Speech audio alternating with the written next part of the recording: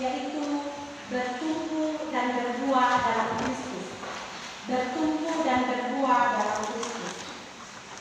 Saudara-saudara sidang jemaat yang dikasihi dalam Tuhan, bertumbuh dan berbuah adalah tujuan semua makhluk hidup. Tidak ada makhluk hidup yang tidak ingin bertumbuh. Pertumbuhan suatu makhluk hidup tergantung di mana tempat ia tumbuh. Contohnya,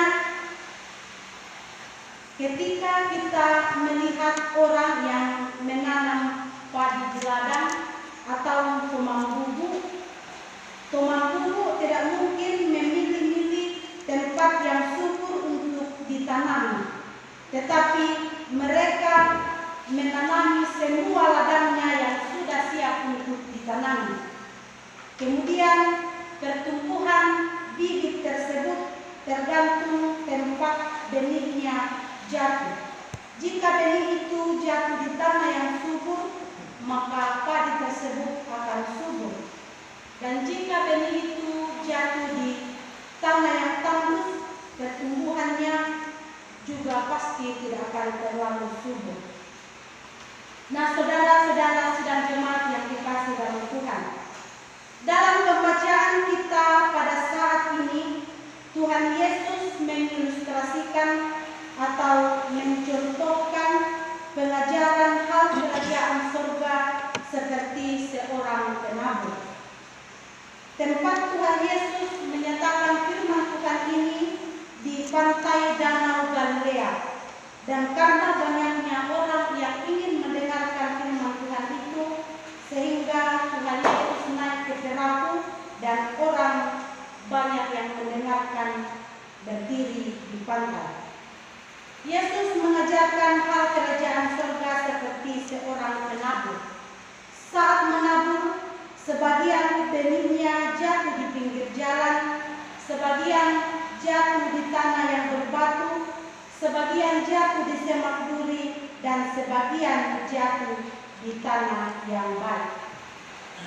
Nah, saudara-saudara sidang jemaat yang dikasihi dalam Tuhan, dalam kitab Injil Markus lebih dijelaskan bahwa ketika Tuhan Yesus sedang sendirian, maka datanglah murid-muridnya dan berkata kepada Yesus, "Mengapa kamu berbahasa dalam bahasa perumpamaan kepada mereka?" Karena murid-muridnya takut bahwa orang lain tidak memahami mengapa Yesus berkata-kata dalam bahasa perumpamaan. Nah, saudara-saudara yang dikasihi, Tuhan Yesus berkata-kata dalam bahasa perumpamaan bukan menghendaki agar orang tidak mengerti maksudnya, tetapi ia mau mengajarkan, ia mau mengatakan bahwa pokok nasib mereka atau orang banyak pada saat itu tergantung dari hatinya sendiri. Ketika ia ingin mendengarkan dan melakukan firman Tuhan, itu akan menjadi berkat bagi mereka. Dan ketika mendengarkan firman Tuhan dan lalu begitu saja, berarti itu juga adalah kerugian mereka.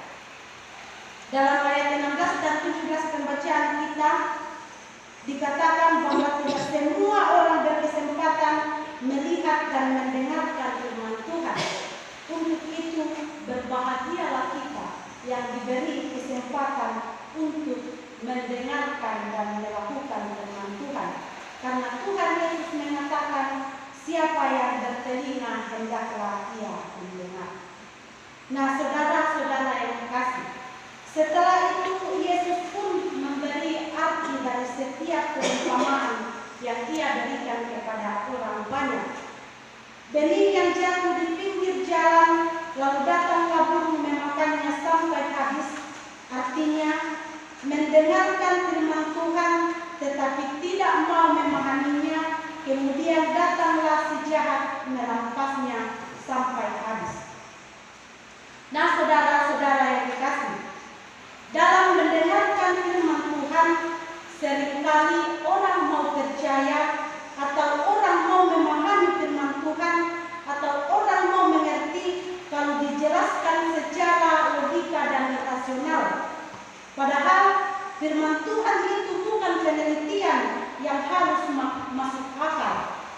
Sebab firman Tuhan itu sudah pasti dan sudah nyata benar.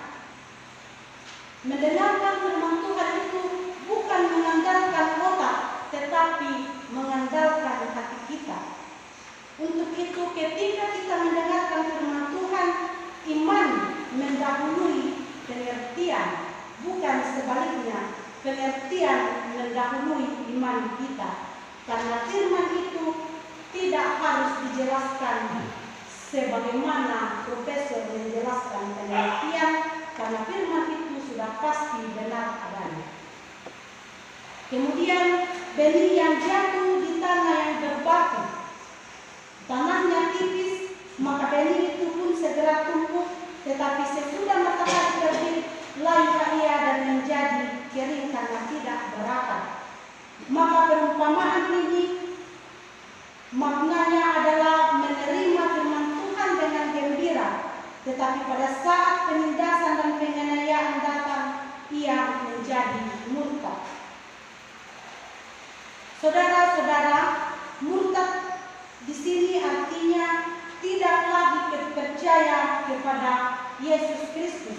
Orang Kristen yang murtad adalah orang yang suka percaya kembali kepada kebenaran firman Tuhan karena mempunyai konsep yang salah terhadap firman Tuhan sehingga imannya kurang percaya kepada Tuhan.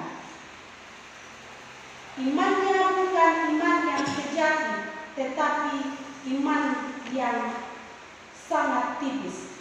Untuk itu, pada saat ini kita diajarkan untuk memahami firman Tuhan dengan baik, bertumbuh dan berakar bersama Tuhan, sehingga iman kita tetap kuat walaupun penindasan dan penganiayaan menghampiri kita, tetapi kita tetap berdiri kokoh bersama dengan Tuhan.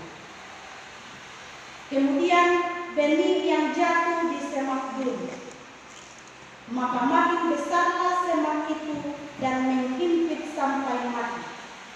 Nah, saudara-saudara, perumpamaan ini berarti orang yang mendengarkan firman Tuhan, lalu kekhawatiran dunia ini dan tipu daya kekayaan menghimpit mereka sehingga firman pun tidak berbuah dalam hidup ini.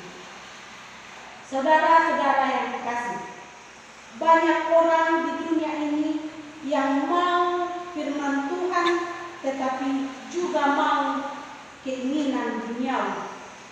Kedua-duanya dia mau. Prinsip ini juga tidaklah salah, tetapi kita harus ingat bahwa salah satunya harus ada yang menjadi prioritas utama. Ketika kita menjadikan Tuhan prioritas utama dalam hidup kita, menjadikan firman Tuhan di atas segala-galanya dan keinginan duniawi kita belakangkan, berarti kita adalah umat yang baik dan firman Tuhan dalam hidup kita dapat berakar dan bertumbuh. Karena kita yakin dan percaya bahwa ketika kita memprioritaskan firman Tuhan, pasti Tuhan akan memberi kita solusi dari setiap masalah, sehingga kita tidak dihimpit oleh kekhawatiran, tetapi kita yang menghimpit kekhawatiran. Kemudian yang terakhir, benih yang jatuh di tanah yang baik ialah orang yang mendengarkan firman Tuhan dan mengerti, dan karena itu firman itu berbuah dalam hidupnya. Ada yang 100 kali lipat, ada yang 60 kali lipat, dan ada yang 30 kali lipat. Nah, sidang jemaat saudara-saudara yang dikasihi dalam Tuhan, pada saat ini kita sedang mendengarkan perumpamaan Tuhan Yesus tentang seorang penabur. Nah, dari perumpamaan ini kita diibaratkan Tuhan Yesus adalah seorang penabur. Dan benih yang ditaburkan itu adalah firman Tuhan. Dan tanah atau ladang yang akan ditaburi firman Tuhan oleh Yesus adalah kita, umat manusia.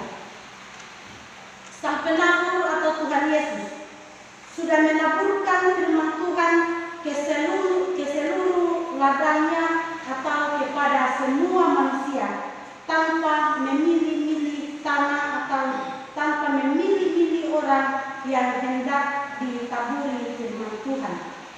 Tuhan Yesus tidak pernah memilih orang untuk ditaburi firman Tuhan. Bukan hanya ditaburkan kepada pendeta, bukan hanya ditaburkan kepada majelis gereja, atau ditaburkan kepada pejabat dalam negara. Tetapi ia menaburkan semua benihnya kepada semua orang, atau menaburkan firman Tuhan kepada semua orang. Nah, saudara-saudara yang dikasihi, Tuhan sudah menabur. Kita sebagai ladang atau tempat ditaburi firman itu. Apakah kita sudah siap? Apakah kita ingin menjadi tanah yang ada di pinggir jalan? Atau kita ingin menjadi tanah yang berbatu? Atau kita ingin menjadi tanah yang ditumbuhi semak duri? Atau kita ingin menjadi tanah yang subur? Saudara-saudara, tanah ini hanyalah ilustrasi atau contoh dari kehidupan kita. Kita ingin menjadi tanah di pinggir jalan, tanah yang berbatu, tanah yang ditumbuhi semak duri, atau tanah yang subur. Itu terserah dari pilihan hidup kita masing-masing. Tetapi saran firman Tuhan yang kita dengarkan pada hari ini, kita akan menjadi tanah yang subur, yang menjadi tanah yang baik untuk ditaburi firman Tuhan, sehingga kita dapat mendapatkan untung yang berkali-kali lipat. Kita mendapatkan berkat yang berkali-kali lipat, karena firman Tuhan menginginkan kita bertumbuh, berbuah bersama Kristus, bukan tanah yang tidak berakar dan lain. Demikian firman Tuhan. Amin.